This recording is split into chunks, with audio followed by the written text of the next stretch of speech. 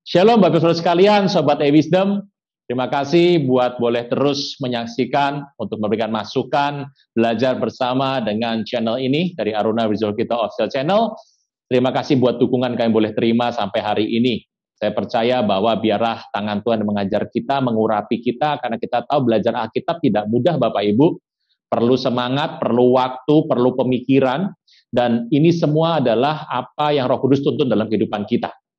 Bapak Ibu, ada kesulitan tentu saja dalam belajar Alkitab, karena kita tahu Alkitab ditulis dengan bahasa aslinya, yaitu adalah bahasa Ibrani, ada berapa dengan bahasa Aramik, kemudian Perjanjian Baru ditulis dengan bahasa Greka, walaupun kita tahu juga beberapa penulis dalam kitab Injil menulis dalam bahasa Ibrani, dan beliau juga yang kemudian mengalih bahasakan dalam bahasa Greka.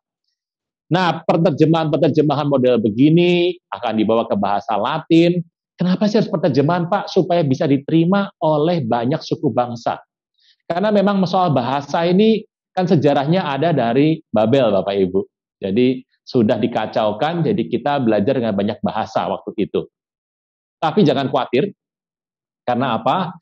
Karena kita akan terus belajar untuk mengikuti pelan-pelan.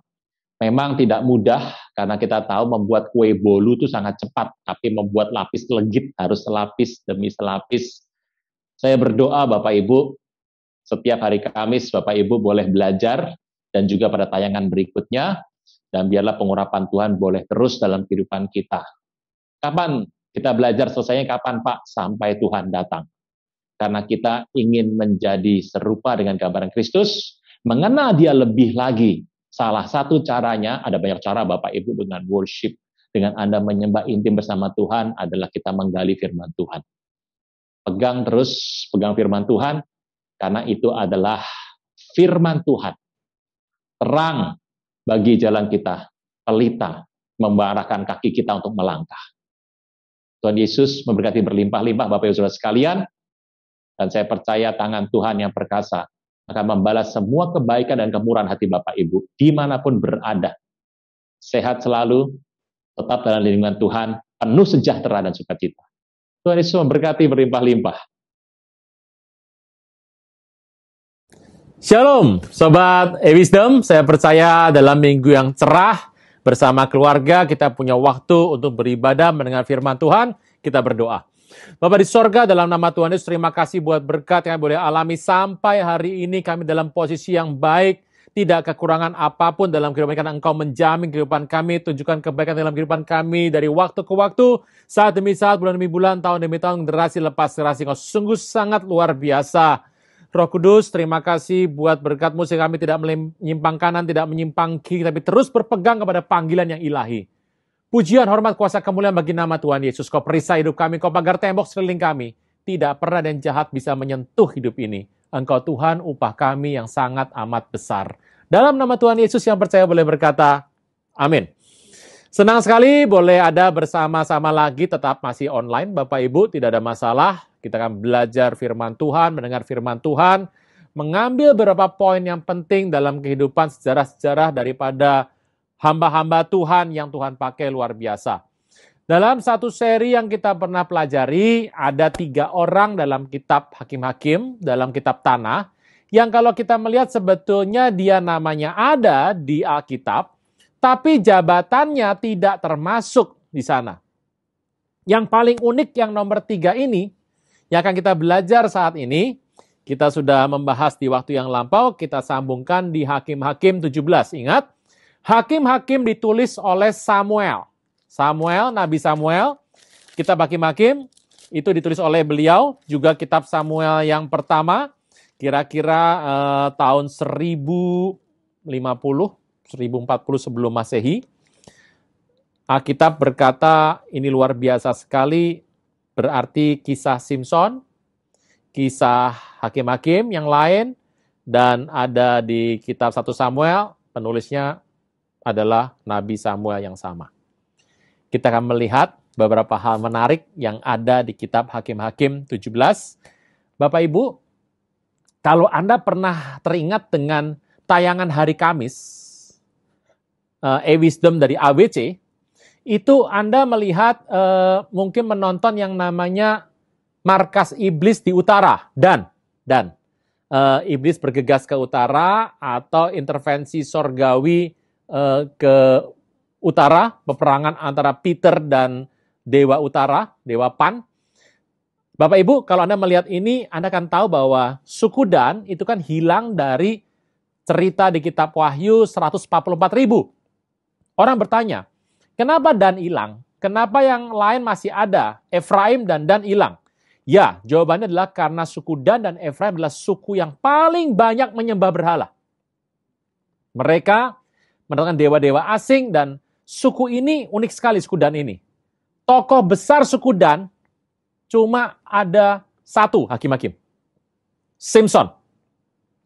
Kalau tokoh yang lain dalam kitab Musa ada, yaitu adalah Aholiab bin Ahisamak yang bersama dengan Bezalel bin Uri bin Hur membuat pernik-pernik aksesoris dari tabut suci dan alat-alatnya semua. Nah, yuk kita lihat Hakim-Hakim 17. Namanya Mika. Bapak Ibu, kata Mika itu artinya who is like. Siapa seperti. So kalau kita pernah dengar nama Mikael, itu namanya adalah siapa seperti Elohim. Mikael. Ada seorang dari pegunungan Efraim. Saya sudah bilang bahwa ada dua suku yang namanya tidak pernah ada di kitab Wahyu 144.000 orang, itu Efraim dan Dan. Karena saya tadi bilang, suku ini adalah dua suku yang paling banyak menyembah berhala dan menjauh daripada Tuhan, sikap hatinya salah, perbuatannya salah, dan seringkali membuat begitu banyak masalah. Berkata ia kepada ibunya, namanya Mika. Uang perak yang 1.100 yang diambil orang daripadamu yang karena itu kau ucapkan kutuk, aku sendiri yang mendengarnya ucapanmu itu, memang uangnya ada padaku, aku yang mengambilnya. Ini kurang ajar anaknya ya. Anaknya nyolong uang ibunya, 1.100 uang perak. Kemudian ibunya nggak tahu, dia mau kasih kutuk. Siapa yang ngambil pasti kenapa-kenapa. Kira-kira anaknya takut. Anaknya ngaku, ya mam, aku yang ngambil. Ibunya kaget, langsung mengucapkan berkat. Diberkatilah kiranya anakku oleh Tuhan. Entah kenapa ibunya hobinya ngutuk. Tapi kalau takut langsung ngucap berkat sama Tuhan. Saya harap ini nggak terjadi dalam kehidupan kita. Ya, kalau stres ngutukin sesuatu, habis itu kalau dapat sesuatu puji Tuhan. Jadi berkat sama kutuk dalam mulut yang sama. Bahaya sekali.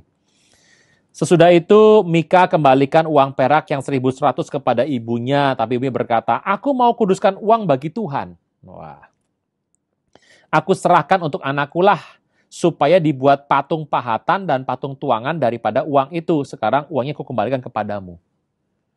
Aneh ya, ngucap syukur karena uangnya kembali, bukannya nyembah Tuhan, padahal dia tadi menguduskan bagi Tuhannya, Tuhan huruf besar semua, YHWH. Tapi malah bikin patung pahatan dan patung tuangan. Kelihatan sekali nih perempuan satu hobinya ngutuk, ikut Tuhannya bercampur, dan dia itu sukanya bikin patung. Jadi dia mengenal Tuhan, itu melalui patung-patung. Siapa yang ngajarin nih perempuan satu seperti ini? Tetapi Mika kembalikan uang itu kepada ibunya, gak maulah, dia sudah merasa bersalah, takut kena kutuk lagi.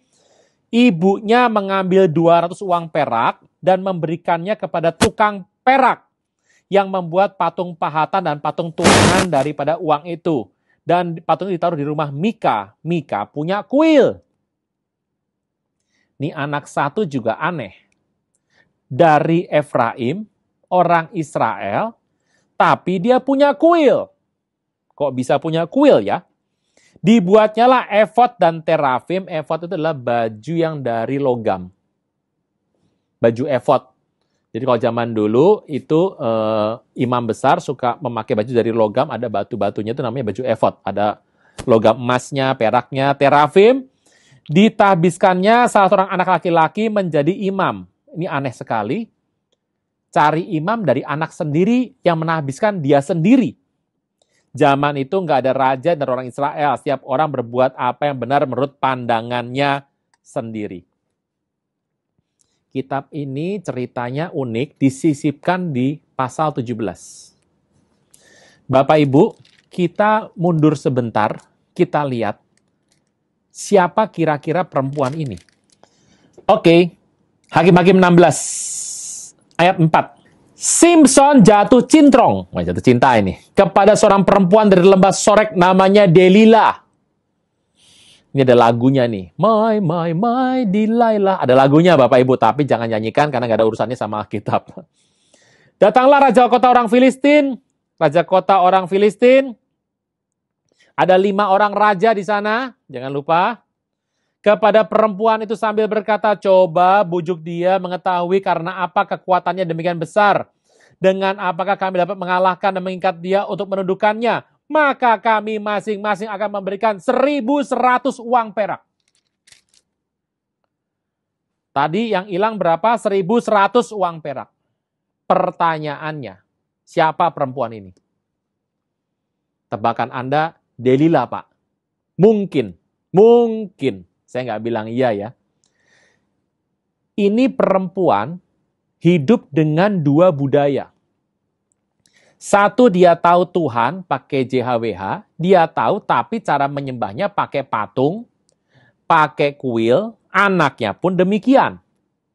Dan pertanyaannya, kita tahu, Bapak Ibu, catat baik-baik, satu hari saya akan khotbahkan nanti sejarah dari Simson. Ini menarik sekali Bapak Ibu, Tuhan tunjuk Simson dia gagal, tunjuk Saul gagal, tunjuk Daud baru benar. Baru beres kerjaannya semua. Kita akan belajar soal Simson. Saya udah pernah bilang Bapak Ibu, Alkitab itu semuanya terkait dan saling berhubungan bagus sekali. Kita tahu perempuan ini nggak tahu namanya siapa, tapi perempuan ini hobinya membuat patung tuangan. Kok uangnya masih ada segitu ya? Saya tidak tahu. Bentuknya seperti apa? Apakah uangnya itu bentuknya koin-koin begitu atau satu gelondong bentuk logam? Kita juga tidak tahu. Yuk kita lihat, jadi ada orang namanya Mika. Mika ini orang Mika ya, namanya Mika. Ayat ke-7. Orang pertama namanya Mika. Ayat 7. Ada seorang muda dari Bethlehem Yehuda. Nah ini menarik. Tadi urusannya adalah dengan orang Dan, orang Efraim. Sekarang adalah dengan Bethlehem Yehuda. Setiap kata ada Bethlehemnya, Rahel. Kemudian adalah ayat ini. Tuhan Yesus kita tahu sejarahnya ada yang berhubungan. Seorang Lewi. Pak. Lewi Yehuda dari Bethlehem, Pak. Lewi kan ya Lewi, Pak. Oh, saya udah pernah bilang Bapak Ibu, suku Lewi, masih ingat cerita soal Jerobeam bin Nebat, bulan Juni, Bapak Ibu. Yang namanya orang Lewi tidak diserahkan kepada Jerobeam bin Nebat maupun kepada Rehabeam anak Salomo, tetapi orang Lewi tinggal di antara suku-suku tersebut. Jadi ada Lewi yang tinggal di Efraim, ada Lewi yang tinggal di Yehuda, ada Lewi yang tinggal di Dan, gitu macam-macam ya. Tinggal di sana sebagai pendatang. Orang itu keluar dari kota Yehuda untuk menetap sebagai pendatang di mana saja ia mendapat tempat dalam perjalanannya, sampailah ia ke pedungan Efraim di rumah Mika. Nah, ini menarik sekali. Bertanyalah Mika kepadanya, engkau dari mana? Jawabannya, aku orang Lewi dari Bethlehem Yehuda, aku pergi untuk menetap sebagai pendatang di mana saja aku mendapat tempat. Kata Mika padanya, tinggal padaku dan jadilah bapak dan imam bagiku, maka tiap tahun aku memberikan kepadamu 10 uang perak, sepasang pakaian, serta makanan. Ini imam nganggur. Dan orang Israel kalau dengar kata Lewi, ini cocok jadi imam. Betapa bangganya kalau satu keluarga punya satu imam. Makanya orang Israel sampai sekarang, satu keluarga itu pasti ada satu anak yang akan diajarkan untuk masuk belajar yang namanya spiritualitas. Menjadi imam. Saya berdoa di setiap rumah tangga orang percaya, ada satu orang yang melayani Tuhan sebagai hamba Tuhan sepenuh waktu dan melayani Tuhan sungguh-sungguh dalam satu keluarga. Supaya apa sih? Orang Israel seperti itu. Diserahkan kepada Tuhan untuk melayani Tuhan. Walaupun kita sekarang juga harus melayani Tuhan semua ya. Apalagi satu rumah melayani Tuhan semua. Di ladang Tuhan. Puji nama Tuhan. Minimal ada satu. Orang Lewi setuju dong tinggal pada Mika, maka orang muda itu menjadi seperti anaknya sendiri. Kelihatan bahwa Mika jauh lebih tua daripada orang Lewi ini. Mika mentahbiskan orang Lewi itu, orang muda itu menjadi imamnya dan diam di rumah Mika. Kata Mika, aku tahu bahwa Tuhan akan berbuat baik kepadaku. Kenapa? Karena ada orang Lewi jadi imam. Wah, ini senang sekali orang Lewi ini. Dan Mikanya juga senang. Sampai sini, selesai Bapak Ibu? Oke, kita lompat ya Bapak Ibu. Di Hakim-Hakim 19. Nah ini, lompat satu pasal, masih sama ini. Terjadilah pada zaman itu ketika tidak ada raja di Israel, bahwa di balik pegunungan Efraim ada orang Lewi tinggal sebagai pendatang. Ia mengambil seorang gundik dari Bethlehem Yehuda. Lewi tinggal di Efraim. Siapa itu? Ya Lewi yang tadi itu. Ini lanjut nih kisahnya Bapak Ibu. Saya potong ke 19 dulu ya. Kita tinggalkan 18 nih. Hari kita belajar firman Tuhan pada hari Minggu. Dia ngambil gundik. Nah ini sudah langkah pertama sudah ngawur ini. Ngambil gundiknya dari mana? Dari Bethlehem Yehuda. Karena si Lewi ini backgroundnya Bethlehem Yehuda. Gundiknya itu berlaku serong terhadap dia dan pergi daripadanya ke rumah ayahnya di Bethlehem Yehuda. Tinggal di sana 4 bulan lamanya. Ngambek toh biasa. Pulangkan saja aku pada orang tuaku. Dia pulang 4 bulan. Zaman itu nggak ada telepon, nggak ada pager, ya toh, apalagi Instagram sama yang namanya WA. Suaminya berkemas, ini Lewi ya Bapak Ibu ya. Tinggalnya tadi di Efraim. Lewi ini juga punya istri, gundik ini, dari Bethlehem Yehuda. Dikatakan, dia susul atau perempuan, dia membujuk, dia membawa kembali bersama dia bujangnya sepasang keledai. Ketika perempuan muda membawa masuk ke rumah ayahnya, ayahnya melihat dia, bersukacitalah ia dan mendapatkannya. Mertuanya, ayah perempuan muda itu, tidak biarkan dia pergi dan tinggal 3 hari lamanya pada ayahnya. Mereka makan, minum, dan bermalam di sana.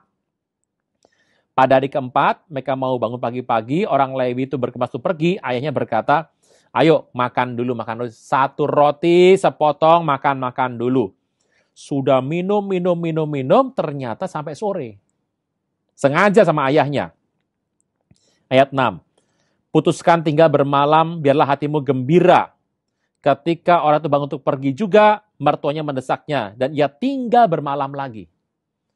Jadi mertuanya pinter. Udah mau pergi, dikasih makan, kasih anggur, sampai malam. Pas mau pergi, udah malam, nginep lagi. Bapaknya masih sayang sama anaknya. Terus pada hari kelima, ayat 9, ayat 8 maaf. Ketika ia bangun pagi-pagi pergi, ayahnya berkata pada perempuan muda itu, segarkan dirimu dahulu, tinggallah sebentar sampai matahari surut. Lalu mereka makan berdua. Ketika orang itu bangun untuk pergi bersama dengan gundiknya dan bujangnya, ayahnya berkata, ayah perempuan muda itu, matahari sudah mulai turun menjelang petang. Ayo tinggal bermalam. Lihat, sudah hampir terbenam. Tinggal bermalam hari ini dan biarlah hatimu gembira. Besok kamu pergi pagi-pagi untuk berjalan pulang ke rumahmu. Tapi orang itu tidak mau tinggal bermalam, dia berkemas dan pergi. Demikianlah sampailah daerah yang berhadapan dengan Yebus, Yerusalem. Bersama dia ada sepasang keledai dan berpelana dan gundiknya juga. Bapak Ibu, tinggal hari ke sana, udah hari keempat, dia tinggal sehari lagi sama bapaknya, pada hari kelima dia tidak mau. Oke. Ketika mereka dekat ke Yebus dan ketika matahari sudah sangat rendah, bujang berkata pada tuannya, mari kita singgah dekat kota Yebus dan bermalam di situ. Tapi tuannya menjawab, kita nggak bakal singgah di kota asing yang bukan kepunyaan orang Israel, tapi kita akan terus jalan sampai ke Gibea. Orang zaman dulu, kalau tinggal di kota asing takut ada malapetaka, jadi harus tinggal di kota orang Israel pasti aman. Katanya pada bujangnya, mari berjalan salah satu tempat yang di sana bermalam di Gibea atau di Rama. Mereka berjalan sepanjang perjalanan dan matanya hari terbenam ketika mereka dekat Gibea kepunyaan Benjamin. Singgahlah mereka di Gibea. Masuk, bermalam di situ dan setelah sampai duduklah mereka di tanah lapang kota. Tak ada seorang pun yang mengajak mereka untuk ke rumah untuk bermalam. Kesian banget. Coba Anda bisa baik-baik ya. Ini saya nggak bisa terlalu ngerti, ini kehendak Tuhan atau bagaimana Tuhan izinkan ya. Orang Lewi ini punya konsep berpikir sesuai dengan budaya kultur Yahudi. sesuai kultur hukum Musa. Kadang-kadang kita juga berpikir dengan konteks kultur Israel atau kultur firman Tuhan. Tapi kok meleset ya Pak ya? Nomor 1, orang Lewi ini, dia nggak mau tinggal di Yebus, tinggalnya mau di suku Benjamin yang terdekat. Sudah benar. Dan dia pergi pada hari kelima. 5 bicara anugerah. Benar, sudah. Pada malam itu, ada seorang tua dari pekerjaan di ladang, berasal dari Efraim, tinggal di Gibea sebagai pendatang. Ternyata waktu dia lagi jalan pulang, ada orang Efraim juga. Tinggalnya di Gibea. Dia pendatang. Sama-sama pendatang ngobrol, nyambung. Tetapi penduduk tempat itu orang Benjamin. Ketika ia mengangkat mukanya melihat orang dalam perjalanan itu di tanah lapang kota, orang tua tadi berkata, yang pertama tadi adalah Mika, si A. Si B-nya imam. Dan ini yang saya lagi ngomong ini adalah imam yang sama dengan imam yang ada di Hakim-Hakim 17. Imamnya ketemu orang tua. Orang tuanya juga pendatang satu kampung. Kemudian dia berkata, engkau dari mana datangnya? Ayat 18. Kami dalam perjalanan dari Bethlehem Yehuda ke balik pegunungan Efraim. Di sana aku berasal. Aku tadi pergi ke Bethlehem Yehuda, sekarang sedang berjalan pulang ke rumah. Tapi nggak ada orang yang ajak aku ke rumahnya. Walaupun ada padaku jerami, makanan keledai, ada roti, anggur untuk aku sendiri, hambamu perempuan ini, dan buduk bujang bersama dengan hambamu ini. Kami ini sudah bawa bekal sendiri, nggak akan nyusahkan orang. Makanan lengkap, semuanya ada, hanya butuh tempat tinggal saja, jadi nggak mau ngerepotin orang. Kata orang tua itu, jangan khawatir, yang kau perlukan, aku yang menanggung. Tapi jangan bermalam di tanah lapang kota ini. Ayo, sesudah itu bawalah ia masuk ke rumahnya, keledainya diberi makan, maka mereka pun membasuh kaki, makan, dan minum. Orang tua ini baik, jangan tanah lapang. Kenapa orang tua ini tahu nggak bagus taruh orang di tengah lapang? Karena orang tua ini tahu seperti apa kelakuan dari orang-orang kota Gibea Benjamin. Bejatnya bukan main. Ayat 22, kisah tragedi dimulai. Sementara mereka mengembirakan hatinya adalah orang-orang kota ini, orang-orang dursila mengepung rumah. Mereka menggedor pintu sambil berkata pada orang tua pemilik rumah bahwa keluar orang yang datang menyerang rumahmu itu, supaya kami perkosa dia. Keluarlah pemilik rumah menemui mereka dan berkata kepada mereka, tidak saudaraku, jangan kiranya berbuat jahat. Orang ini telah masuk ke rumahku, jangan kau berbuat noda. Tapi ada anakku perempuan yang masih perawan. Juga gundik orang itu, baiklah ku bawa keluar, keduanya keluar. Perkosalah mereka dan perbuatlah dengan mereka apa yang kamu pandang baik. Tapi terhadap orang ini jangan kamu berbuat noda. Tapi orang-orang itu tidak mau mendengarkan perkataannya. Orang Lewi itu menangkap gundiknya, membawa kepada mereka keluar, kepada mereka bersetubuh dengan perempuan itu dan bermalam-malaman. Mereka mempermainkannya sampai fajar. Barulah pada waktu fajar menyingsing mereka melepaskan perempuan itu. Menjelang pagi perempuan itu datang kembali, tapi ia jatuh rebah depan pintu rumah orang itu tempat tuannya bermalam dan tergeletak di sana sampai fajar. Pada waktu tuannya bangun pagi-pagi, dibukanya pintu rumah dan pergi keluar melanjutkan perjalanannya. Tapi tampak perempuan itu gundiknya tergeletak depan pintu rumah dengan tangannya pada ambang pintu. Tangannya pada ambang pintu, Anda boleh kasih garis, ini adalah termin yang dipakai bagaimana Dewa Dagon jatuh waktu berhadapan dengan tabut suci. Berkatalah ia kepada perempuan itu, bangun, marilah kita pergi. Nggak ada jawabnya. Diangkatnya mayat ke atas keledai, berkemaslah, kemudian dia pergi ke tempat kediamannya. Sampai di rumah, diambil pisau, dipegangnya mayat gundiknya, dipotong menurut tulang-tulangnya 12 potongan. Dikirim ke daerah Israel. Setiap orang melihatnya berkata, yang sedemikian belum pernah terjadi dan belum pernah terlihat sejak orang Israel berangkat dari keluar dari Mesir sampai sekarang. Perhatikanlah itu, pertimbangkanlah, berbicaralah. Sesuai Tuhan, ending cerita. Ini budaya yang unik. Kalau orang Israel itu terima tamu, maka kalau tamunya sampai kenapa-kenapa, maka yang bersalah pemilik rumah. Orang Israel diajar untuk menerima tamu dan men-serve, melayani tamunya secara luar biasa sekali. Apa yang terjadi? Bahkan orang tua tadi sampai ingin menyerahkan anaknya loh. Demi supaya tamunya aman. Saya tidak ngerti pola pikir bagaimana, tapi itu sebuah budaya. Endingnya orang ini yang tadi imam tersebut dengan cepat mengambil gundiknya, karena ini sudah nggak sayang, dia kesel mungkin karena semua ini perkara gara-gara gundiknya, ya udah dikorbankan saja, dan matilah gundik itu. Tubuhnya dipotong 12. Saya mau tanya, tragedi jenis apa yang ada di kitab ini? Ini sadisnya bukan main. Dipotong 12, disebar ke semua daerah Israel.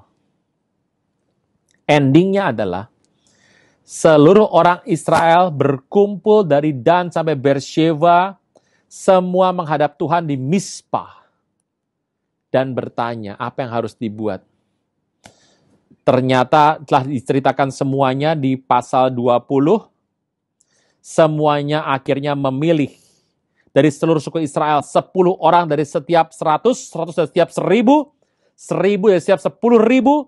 Dia mengambil bekal laskar dan pergi ke Gibea Benjamin dan berkata, "Hai Benjamin, para tua-tua, serahkan semua orang laki-laki yang ada di Gibea." Jadi akhirnya Gibea ingin dibantai habis. Ayat ke-15 pada pasal 20. Jumlah Bani Benjamin dari kota lain ada 26.000 orang yang bersenjata pedang. Belum termasuk penduduk Gibea. 700 orang pilihan banyaknya. Dari segala laskar itu ada 700 orang pilihan yang kidal. Setiap orang dari mereka dapat mengumbar dengan tidak pernah meleset sambil sehelai rambut pun. Wah, ini jago sekali. Kenapa orang-orang ini berani bertindak brutal seperti ini, orang Benjamin ini? Karena mereka adalah very talented. Anda bisa bayangkan ya dunia seperti itu ya. Orang makin bermodal, makin bertalenta, makin berbakat, makin luar biasa. Biasanya kelakuannya minus. Ini dunia. Tapi ini ada di daerah Benjamin. Israel berkumpul 10 suku, menantang Benjamin, keluarkan orang Gibea, kami akan hukum mati semuanya. Orang Benjamin bilang tidak. Akhirnya mereka berperang. Setelah berperang, kalah Israel sekali, kalah 2 kali, yang terakhir mereka menang total. Dan hari itu satu suku Benjamin semua dibabat habis. Sisanya tidak banyak Bapak Ibu. Akhirnya waktu dibabat habis, tinggal sisa berapa ratus orang, mereka akhirnya sadar. Ini kalau Benjamin dibunuh seperti ini semuanya, satu suku hilang. Mereka nangis depan Tuhan, bagaimana caranya supaya suku ini jangan hilang? Bagaimana caranya? Akhirnya mereka berbelas kasih dan membiarkan beberapa ratus orang hidup, supaya lanjut keturunannya. Sejak itu, suku Benjamin menjadi suku yang paling kecil yang pernah ada. Kalau Bapak Ibu pernah mendengar Saul berkata, emang siapakah aku mau jadi raja? Sukuku paling kecil. Yes, Benjamin itu kecil sukunya. Kenapa? Karena peristiwa Gibea. Padahal kita tahu bahwa Benjamin itu anaknya juga banyak loh Bapak Ibu. Tapi kenapa jadi kecil? Karena peristiwa Gibea. Sampai sini bisa nangkep Bapak Ibu? Asal usulnya kenapa? Kenapa malapetaka ini bisa menimpa orang Lewi tersebut? Siapa orang ini? Kita masuk Hakim-Hakim 18. Nah, sabar Bapak Ibu, karena ini hari Minggu, panjang ceritanya Bapak Ibu. Sudah bermenit-menit terlewat. Oke. Kita lihat Hakim-Hakim 18. Zaman itu nggak ada raja di Israel. Pada zaman itu suku Dan sedang mencari pusaka untuk menetap, sebab sampai saat ini, hari ini mereka belum juga mendapat bagian pusaka di tengah suku Israel. Jadi dari semua suku yang pertama dapat suku Yehuda, Kaleb pertama, Yehuda, yang terakhir paling males gak mau perang adalah suku Dan. Sebab itu bagi Bani Dan menyuruh kaumnya 5 orang dari seluruh jumlah mereka, semuanya orang yang gagah perkasa, berasal dari Zora Esitaol, untuk mengintai negeri itu, menyelidikinya serta berkata pada mereka, pergilah menyelidiki negeri itu, Ketika orang itu sampai ke pegunungan Efraim, rumah Mika, mereka bermalam. Jadi ada 5 orang dari suku Dan mau cari daerah untuk pusaka. Mereka jalan, mau perang, mereka mampir dulu ke rumah Mika. Jadi tadi Mika kedatangan seorang Lewi. Kemudian setelah itu, pas lagi Mikanya pergi, orang Dan tuh datang. Ketika mereka dekat rumah Mika, dikenallah mereka logat orang muda suku Lewi. Lalu singgah dan berkata kepadanya, siapa bawa engkau kemari? Apa pekerjaanmu? Apa urusanmu di sini? Kata kepada mereka, begitulah dilakukan Mika kepadaku, ia menggaji aku dan aku menjadi imamnya. Mereka bertanya, tanyakan kiranya kepada Allah, supaya kami ketahui apakah perjalanan kami tempuh ini berhasil atau tidak. Kata imam kepada mereka, pergilah dengan selamat, perjalanan yang kamu tempuh ini dipandang baik oleh Tuhan. Zaman itu orang kalau mau perang, tanya sama yang namanya imam. Imam itu udah merangkap nabi segala macam, dia tanya. Lebih jos, lebih mantap, hatinya lebih firm, lebih kuat kalau sudah tanya, minta petunjuk Tuhan melalui imam. Kasih tahu, udah pergi saja pasti berhasil. Pergilah 5 orang itu sampai ke Lais. Rakyat di sana diam dengan tentram, dengan adat orang Sidon, aman tentram, tidak kurangan apapun. Di muka bumi malah kaya harta. Mereka tinggal jauh dari Sidon dan gak bergaul dengan siapapun. Wah, ini luar biasa. Setelah mereka kembali pada saudara-saudara sukunya di Zora, di Esitaol, berkatalah saudara-saudara mereka kepada mereka, apa yang kamu dapat di sana? Jabat mereka, kita harus maju, kita habiskan negara itu saja, jangan tinggal diam, jangan malas-malas, kita duduk di negeri itu, dan negeri itu sebetulnya bagus sekali. Ayat 10, kalau kamu masuk, kamu dapati rakyatnya tentram. Di negeri itu luas, ke kiri, ke kanan, Allah serahkan dalam tanganmu. Tempat itu nggak kekurangan apapun, bahkan kaya raya. Bani Dan datang. Kita lihat firman Tuhan pelan-pelan Bapak Ibu ya. Berangkatlah dari sana, dari Zora Esitaol, 600 orang suku Dan. Diperlengkapi dengan senjata. Mereka maju lalu berkemah di Kiryat Yerim, di Yehuda. Sebabnya tempat disebut sebagai Mahenedan sampai sekarang. Letaknya di sebelah barat Kiryat Yerim. Dari sana mereka bergerak terus ke pegunungan Efraim sampai di rumah Mika. Jadi 5 orang ke rumah Mika, Mikanya nggak ada ini. Ngobrol sama si Imam Lewi, setelah itu dia pulang, dia bawa 600 orang. Lalu berbicaralah ke 5 orang yang telah pergi mengintai daerah Lais dan kata pada saudara-saudaranya, tahu nggak, dalam rumah itu ada efod, terafim, patung pahatan, patung tuangan. Sebab itu, insafilah apa yang kamu perbuat. Ini bangsa memang hobinya adalah patung tuangan, pahat, efod, dan terafim. Mereka menuju tempat itu dan sampai ke rumah orang muda Lewi itu di rumah Mika dan tanya apakah ia selamat. Sementara 600 orang itu dari badan diperlengkapi dengan senjata masih tinggal berdiri di pintu gerbang. Kelima orang yang telah pergi mengintai negeri itu berjalan terus masuk ke dalam, mengambil patung, pahatan, efod, terafim, dan tuangan. Oh, nyolong ini, mencuri Bapak Ibu. Dia masuk rumah Mika. Tapi setelah yang lain itu masuk dalam rumah Mika, mengambil patung pahatan, efod, terafim, patung tuangan itu, berkatalah imam kepada mereka, berbuat apakah kamu ini? Tetapi jawab mereka dengan kepadanya, diam, tutup mulut. Ikut kami, jadilah bapak dan imam kami. Apa yang lebih baik bagimu?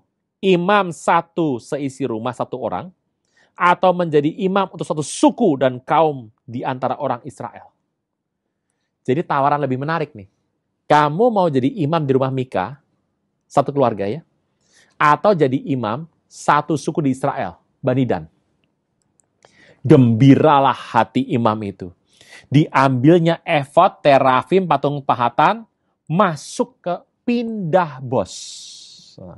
Pindah majikan. Dan berbaliklah mereka dan pergi dan anak-anak ternak barang-barang yang berharga ditempatkan depan mereka. Semua isi rumah Mika dibawa semua. Ayat 22. Ketika mereka telah jauh dari rumah Mika, dikerahkan orang-orang dari rumah yang dekat rumah Mika dan mengejar Bani Dan.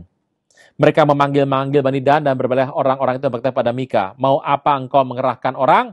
Jawab Mika, Allahku yang kubuat serta imam juga kamu ambil. Lalu kamu pergi, apalagi yang masih tinggal padaku. Bagaimana perkataanmu kepadaku? Mau apa engkau? Artinya gini, kamu sudah ngambil sekarang masih nanya. Maksudnya apa? Bani Dan berkata kepada Mika, jangan suaramu kedengaran lagi pada kami, nanti ada orang yang menyerang engkau karena sakit hati. Dengan demikian engkau serta seisi rumahmu kehilangan nyawa. Lalu Bani Dan melanjutkan perjalanannya dan Mika, setelah dilihatnya mereka itu lebih kuat daripadanya, berpalinglah ia dan pulang ke rumahnya. Bani Dan membawa barang-barang yang dibuat oleh Mika, juga imamnya mendatangi Lais, rakyat yang hidup dengan aman tentram. Mereka pukul orang itu dengan mata pedang dan kotanya terbakar. Tidak ada orang yang datang menolong sebab kota itu jauh dari Sidon. Dan orang kota itu tidak bergaul dengan siapapun. Letak kota di lembah Bet Rehob. Bani Dan membangun kota itu dan kembali dan diam di sana. Mereka menamai kota itu Dan menurut nama bapa leluhur mereka, yakni Dan, yang lahir bagi Israel. Tapi nama kota itu dahulu adalah Lais. Bapak Ibu bisa dapat gambarannya ya. Ada imam, ketemu Mika, nganggur nih imam, dijadikan imam, dikasih makanan, dikasih baju, dikasih uang, dia kemudian jadi imam bayaran di situ. Imam ini juga sebelumnya adalah setelah itu berasal dari Yehuda.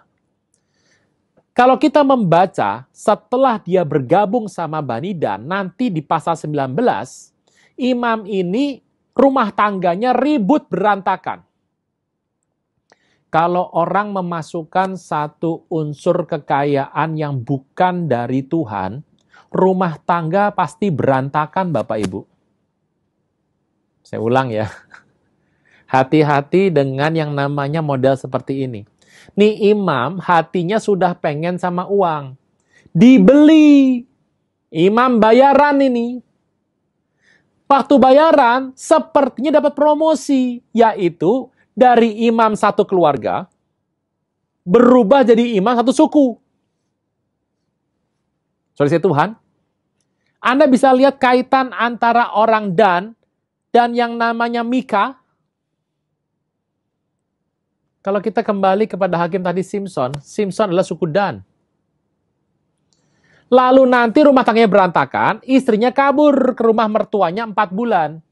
Dia kejar, pada hari kelima pulang.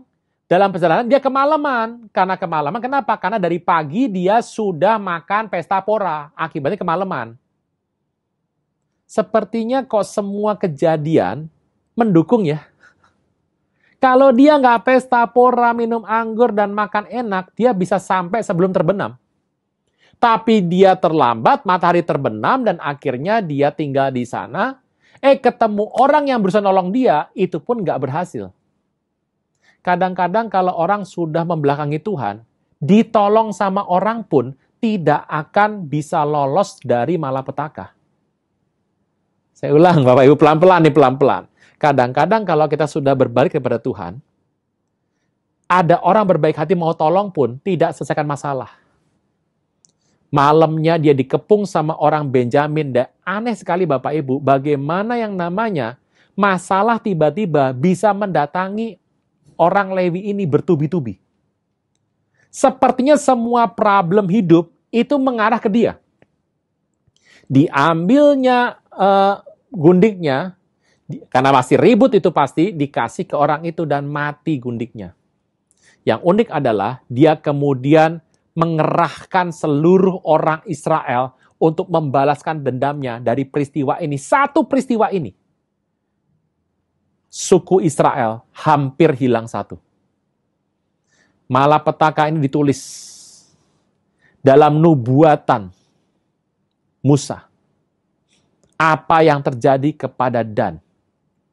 Dalam nubuatan Yakub, apa yang terjadi kepada Dan.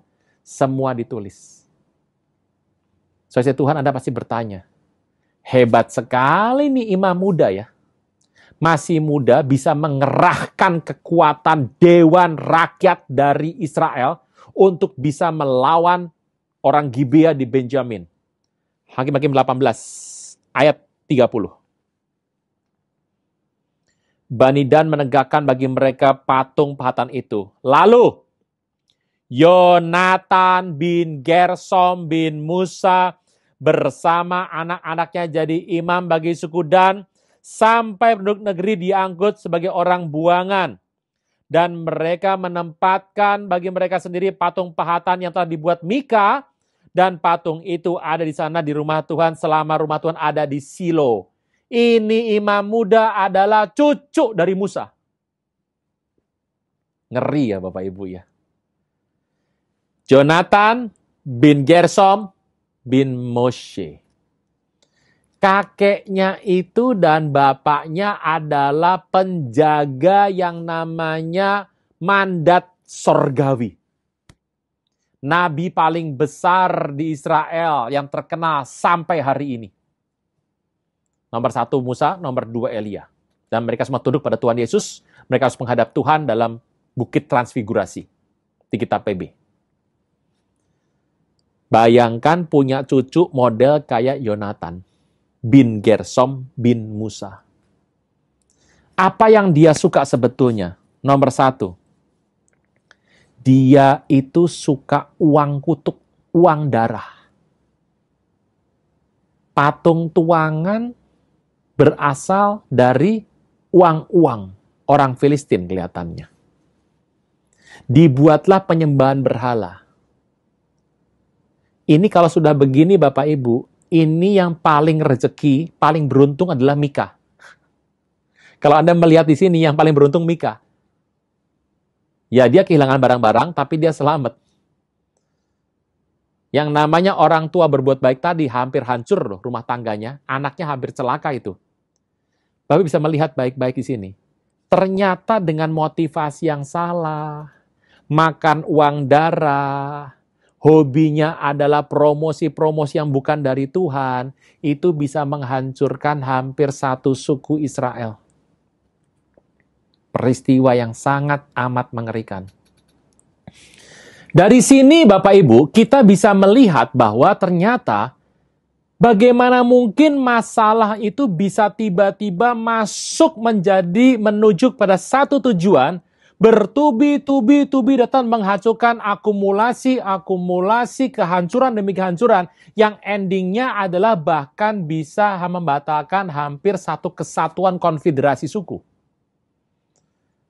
Kalau kita menarik ini sebagai sebuah pembelajaran Bapak Ibu dalam kehidupan kita, dimulai dari orang yang tidak memegang orang keturunan ilahi, tidak memegang sebuah rancangan hukum Tuhan. Dia terpikat dengan tawaran-tawaran yang namanya keuntungan-keuntungan. Kita tahu bahwa Mika itu sebetulnya mendirikan kuil segala macam yang bertentangan dengan hukum Musa. Dia menjadikan anaknya sebagai imam, dan imam yang datang ini tidak memperbaiki mezbah yang benar kepada Tuhan, tapi melanjutkan seperti yang Mika mau, karena Mika menawarkan keuntungan dalam kehidupan. Bapak Ibu, hamba-hamba Tuhan, berapa kali mungkin kita termotivasi, dijebak dengan tawaran-tawaran dari orang-orang yang tidak mengerti firman Tuhan, yang kadang-kadang kita diminta mengikuti aturan dalam kehidupan mereka. Hati-hati. Banyak sekali dalam hidup ini, orang-orang jahat yang tidak paham rencana Tuhan, tidak paham hukum Tuhan, berusaha membeli orang-orang pilihan Tuhan. Bahaya sekali. Dan Yonatan bin Gersom, bukan cuma dalam kehidupannya tidak setia terhadap hukum Tuhan, dia tidak setia juga kepada manusia. Waktu dia melihat Bani Dan, dari Bani Dan itu melihat bagaimana dia bisa melihat yang dipilih ya rumahnya Mika. Sesuatu patung tuangan penyembahan berhala akan mengundang penyembahan berhala yang lain, mengundang kejahatan yang lain, dan yang namanya kejahatan akan mengundang kejahatan berikutnya. Orang-orang Bani Dan masuk ke sana dan mengambil patung tuangan dan mengambil imamnya. Dan imamnya dijadikan sebagai imam sebuah suku. Imam ini mengalami kehidupan yang hancur lebur, kemudian dia kehilangan rumah tangganya, rumah tangganya kacau, dan dia hampir mengacaukan rumah mertuanya. Dia pulang dari sana dan gundiknya mati, dan gara-gara itu hampir leburlah satu suku. Satu masalah kecil menjadi besar dan menghancurkan rencana Tuhan yang luar biasa. Kok bisa? Karena ada orang yang kehidupannya bermain dengan uang darah. Saudara Tuhan, Simpson gagal melakukan kehendak Tuhan pada zaman dia hidup. Di akhir kematiannya, dia membunuh lebih banyak orang ketimbang waktu dia hidup. Jadi selama hidup ngapain? Ya nggak buat apa-apa. Uang itu diserahkan kepada Delilah untuk mengorbankan nyawa Simpson. Ada kemungkinan, bersambung cerita ini, ada kemungkinan besar bahwa Mika adalah keturunan Simpson, tapi yang pasti mereka ada dalam satu suku rangkaian suku Dan. Samuel menuliskan kitab ini berurutan pasalnya, setidaknya untuk memberikan sebuah gambaran apa yang terjadi kalau orang tidak memegang teguh hukum daripada Tuhan. Saya ajak kita membuka firman Tuhan dalam 1 Timotius yang ketiga. Sering terjadi dalam rumah Tuhan, persekutuan doa, gereja, komunitas, dan terkadang kita berpikir, sudahlah, ini mah hal kecil, kita tabrak saja nggak apa-apa. Kan ini untuk kepentingan yang lebih besar, jadi bisa dimaklumi. 1 Timotius 3 yang katakan adalah syarat-syarat penilik jemaat. Syarat-syarat seorang gembala atau seorang pemimpin setempat. Dan inilah yang Paulus katakan kepada Timotius sebagai gembala muda untuk mencari orang-orang sebagai penilik jemaat. Lihat ayat yang ke-6. Firman Tuhan, janganlah ia seorang yang baru bertobat, agar jangan ia menjadi sombong dan kena hukuman iblis. Paulus sudah kasih wanti-wanti kepada Timotius bahwa janganlah seorang yang baru bertobat memegang sebuah jabatan.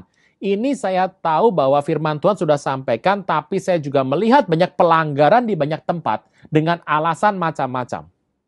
Kenapa sih nggak boleh? Jawabannya satu, karena ini bicara mengenai pemahaman dan keterkaitan dengan hal-hal sebelum dia pertobatannya terjadi. Hal-hal di masa lalunya. Anda bisa bayangkan bahwa uang jenis uang darah yang ada di rumah Mika dengan cepat mengundang seorang imam yang tidak tulus, mengundang satu suku yang malas dan jahat, dan kelak bisa mengundang orang-orang Dursila untuk datang membuat kekacauan kepada hidup seorang imam dan mengacaukan satu bangsa. Kebetulan imam ini adalah keturunan dari orang besar. Kalau imam-imam biasa mungkin juga tidak terlalu ramai. Tapi kenapa diangkat peristiwa ini oleh Samuel? Karena ini bicara mengenai keturunan Musa. Kita mungkin kaget melihat bagaimana Musa punya cucu seperti ini. Tapi kita nggak bisa bicara Bapak Ibu karena setiap orang ketemu Tuhan pribadi lepas pribadi. Jangan yang baru bertobat supaya jangan disombong. Kenapa? Karena kalau orang itu belum pada saatnya untuk dipromosi Tuhan dan kita membantu dia untuk promosi, maka risiko besar adalah kehancuran kehidupan orang tersebut. Kita sedang menjerumuskan orang tersebut. Kenapa? Karena dia menjadi sombong karena belum pada posisinya. Anda bisa bayangkan situasi yang terjadi dan kena hukuman iblis. Iblis selalu akan membuat jebakan demi jebakan, jerat demi jerat, dengan segala cara akan mengelabuhi, menipu, menyesatkan supaya ada orang yang terjerat di sana. Alkitab berkata ada banyak syarat yang Paulus sampaikan kepada Timotius. Ada satu cerita yang dituliskan, janganlah orang yang baru bertobat. Sebabnya kenapa dalam kehidupan kita harus berhati-hati sekali. Dunia penuh dengan tipuan Bapak Ibu. Kita nggak pernah tahu lagi yang namanya sekarang harta order kondisi pandemi cenderung membuat orang mulai kekurangan masalah ekonomi dan mulai menghalalkan banyak cara yang tadinya dibilang najis dan dia terima. Kenapa? Ya karena masa pandemi Pak. Ya maklum pandemi. Saya percaya kita harus berhati-hati dengan hal ini. Selesai Tuhan, firman Tuhan berkata bahwa hati-hati melayani rumah Tuhan, hati-hati melayani bagaimana kehidupan orang demi orang di waktu-waktu ini. 3 orang gagal, Mika tidak pernah namanya jadi seorang hakim di Israel. Jonathan bin Gersom bin Musa, yang disebutkan satu nama tersebut juga tidak pernah menjadi imam besar dari satu suku. Dia gagal di tengah jalan dan hampir mengalami kematian, bahkan memicu. Dia menggunakan power yang dia punya untuk menggerakkan seluruh suku Israel melawan Bani Benjamin. Saudara Tuhan, menarik sekali kalau kita melihat ini ya. Jadi, kita berkata dengan jelas, Mika gagal dalam kehidupannya. Harusnya dia bisa menjadi hakim, melanjutkan hakim sebelumnya, yaitu Simpson. Tapi kenapa tidak bisa? Dia cenderung menjadi seorang pencuri. Semua dimulai. Semua gara-garanya dimulai dari uang 1.100. Gara-gara uang ini. Ceritanya panjang semuanya. Jilid berjilid, semuanya merusak segala hal. Yang pertama kita belajar, orang yang maju mundur. Tidak tetap hatinya. Logikanya tidak sehat. Kebalik-balik waktu ikut Tuhan. Urusan Tuhan dia banyak pertimbangan. Urusan dunia dia cepat mengambil keputusan. Endingnya hidupnya menderita. Logikanya tidak sehat maju mundur. Yang sehat bagaimana? Nomor 1 adalah urusan Tuhan harus cepat. Urusan dunia itu adalah konsepnya harus pertimbangan lagi. Harus mencintai Tuhan dengan segenap akal budi. Dan akal budi ini harus dipaksa untuk melayani hukum Allah. Ditaruh di bawah hukum Allah. Tidak boleh melebihi. Banyak orang berusaha untuk menaruh hukum Allah di bawah logika akal budi. Tidak bisa. Harus akal budi di bawah. Melayani hukum Allah. Kalau tidak demikian, kehidupan kita nggak pernah bisa maju. Barak gagal menjadi hakim. Namanya keluar dari Hall of Fame. Kedua, kita tahu soal Abimelech. Orang yang minder. Anda punya masa lalu yang gelap. Tapi jangan sampai masa lalu itu membuat rencana Tuhan gagal. Kesempatan demi kesempatan sorga diberikan supaya bisa tegak berdiri. Tapi Abimelech lebih menuruti kekecewaannya. Lebih menuruti rasa pembalasan yang dia ingin buat. Hatred dalam hidupnya. Dia mau revenge dalam kehidupannya. Apa yang terjadi? Dia mengundang masalah. Akhirnya wafat. Walaupun dia sempat berkuasa, tapi namanya tidak lagi termasuk sebagai hakim Israel. Yang terakhir adalah Mika. Harusnya dia berpeluang besar untuk meneruskan garis keturunannya. Menjadi seorang hakim hari itu.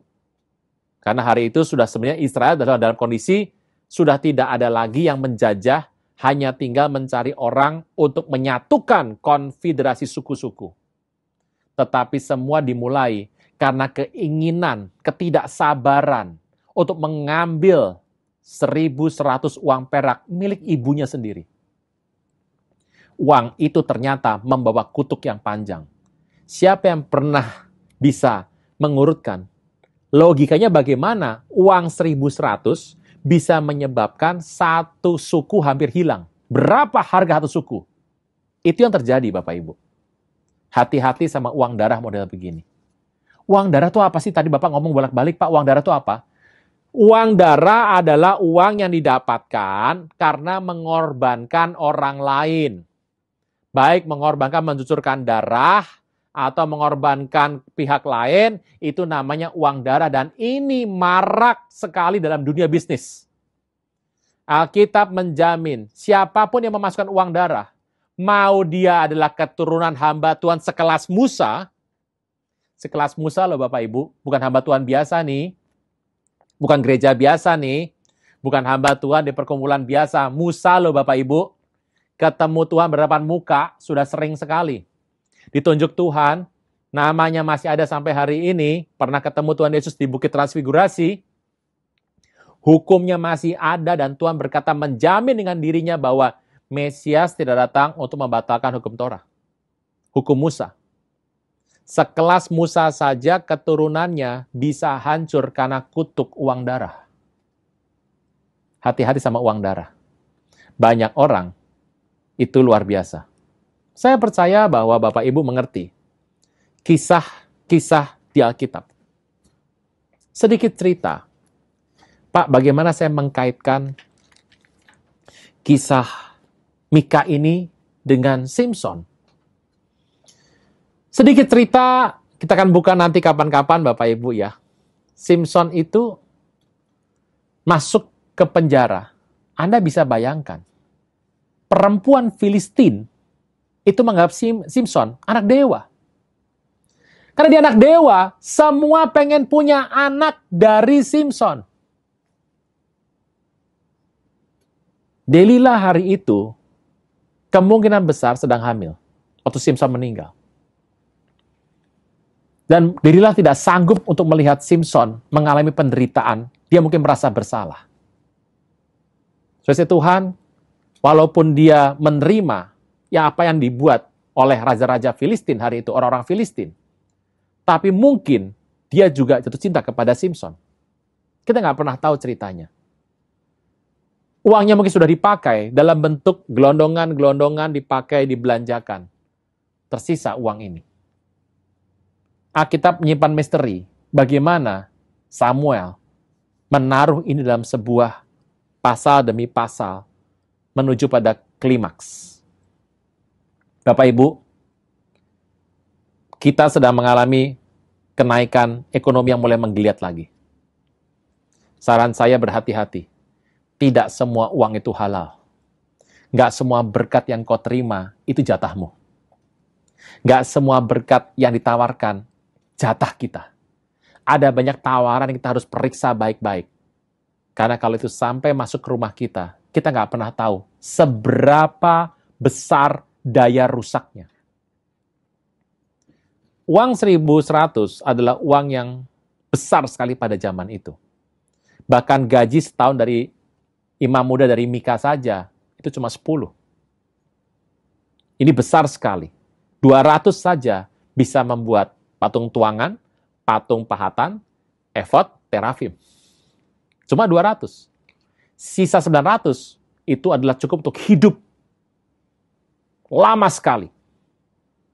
Raja Filistin memberikan kepada Delilah uang 1.100. Gara-gara uang darah itu. Darah seorang hakim. Menghancurkan banyak hal. Saya berdoa, kalau engkau pernah terlibat dengan hal seperti ini, selalu ada pengampunan karena darah Yesus jauh lebih berkuasa dari darah yang melekat dimanapun.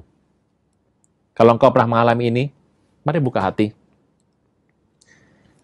Kegagalan dalam masalah keuangan, ketidaksetiaan, ketidakjujuran, keinginan untuk mengambil lebih, hobi sekali sama uang. Kalau kita melihat cara pola pikir yang salah, motivasi-motivasi yang tidak benar, cenderung akan merusak kehidupan kita. Bukan cuma kita, mungkin adalah satu wilayah pelayanan kita. Mari buka hati, saya mau berdoa buat Bapak Ibu Saudara sekalian, supaya kita mengakhiri dari kisah seri-seri mengenai hakim-hakim, kita tidak terlibat dengan hal-hal ini. Yang telah di-highlight, 3 hal yang membatalkan orang-orang hebat menjadi hakim-hakim di Israel. Kita berdoa. Bapa di sorga, dalam nama Tuhan Yesus, saya berdoa bahwa di masa lalu ada banyak kesalahan-kesalahan tanpa kami mengerti. Kami dibutakan dengan keinginan oleh uang. Kadang-kadang kami mengambil keuntungan tanpa kami pernah berpikir. Kadang-kadang juga mengorbankan orang lain bahkan sampai nyawa. Untuk sebuah keuntungan yang tidak kekal. Untuk sebuah keuntungan yang kami mungkin tidak sadar akan merusak kehidupan kami. Bukan cuma kami, tapi orang-orang bersama dengan kami dan begitu banyak hebat kerusakannya. pada hari ini kami meminta ampun di dalam nama Tuhan Yesus. Kami meminta ampun atas semua yang terjadi, atas kesalahan di masa lampau. Berdoa, biarlah semua yang terjadi boleh dibatalkan dalam nama Tuhan Yesus. Kalau itu bukan menjadi milik kami, biarlah itu Tuhan ambil. Terima kasih Tuhan untuk setiap apa yang Tuhan berikan kepada kami, keputusan terbaik, kami akan ikut karena akal budi kami melayani hukum Tuhan. Hamba berdoa sebagai hamba Tuhan, hari ini untuk setiap umat-Mu, berikan sejahtera, berikan sukacita, berikan kelepasan, karena Engkau telah menebus setiap kami dengan darah yang kudus. Lepaskan kami dari dosa. Dan kami tahu bahwa kalau kami ngerti kebenaran, kebenaran firman Tuhan akan memerdekakan kami. Berkati berlimpah, berikan pemulihan demi pemulihan, rumah tangga, pekerjaan, kesehatan, seluruh handai tolan keluarga besar kami, semua hubungan yang ada, kami percaya dalam tangan kasih Tuhan semua dikuduskan. Ini berdoa, biarlah saat ini semua berkat yang bukan berasal dari rencana Tuhan boleh ditarik keluar, sehingga kami hanya hidup seperti yang Tuhan mau. Terima kasih Bapa di sorga, Engkau sungguh sangat amat luar biasa. Di dalam nama Tuhan Yesus, yang percaya diberkati sama-sama boleh berkata, amin. Saudara Tuhan, sebelum kita selesai dengan khotbah hari Minggu, mari buka tangan kita. Anda boleh bergandengan tangan seperti biasa. Kita buka tangan kita, hati kita fokus pada sorga, biar berkat Tuhan boleh limpah kita terima. Dalam nama Bapa dan Anak dan Roh Kudus, dalam nama Tuhan Yesus, maka diberkatilah keluar masukmu, diberkati periuk bakul adonanmu, diberkati buah kandungan kesehatanmu, apapun yang kau buat dengan telapak tanganmu, Tuhan buat berhasil. Kemanapun kau pergi melangkah, Tuhan sertai engkau berlimpah-limpah. Mulai pada saat ini sampai Maranatha, bahkan sampai selama-lamanya. Dalam nama Tuhan Yesus, yang percaya boleh berkata, amin. Shalom.